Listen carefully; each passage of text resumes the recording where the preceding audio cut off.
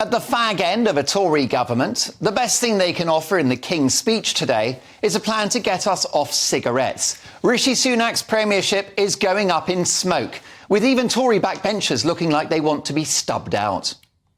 A measly total of 21 laws were announced by a stately King Charles, who looked about as unexcited as the rest of us. Even with a double espresso, I struggled to stay awake for this one. Where is the tangible action to stop illegal immigration? Where is the plan for economic growth, with taxes on business and individuals at a record high? Where is the much-needed reform of our NHS, once our pride and joy and now a national embarrassment? Where is the plan to make the NHS leaner, meaner and better? I woke from my slumber briefly this afternoon with the announcement about driverless cars. What a great metaphor for this current administration.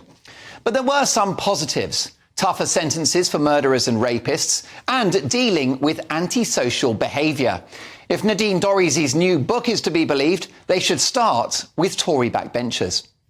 There's a crackdown on bad landlords, the axing of those dreadful leaseholds on properties, and a clear message to the energy industry. Drill, baby, drill. With his sensible approach to net zero, Rishi Sunak could turn the tide on the Labour landslide. The PM is set to approve scores of oil and gas licences, which will guarantee supply in the years ahead. Why? So that we're not reliant on Vladimir Putin for gas. The wise decision to give petrol and diesel cars a 5-year stay of execution and allowing people to continue using perfectly functional gas boilers is the one thing which can give his own party a glimmer of hope.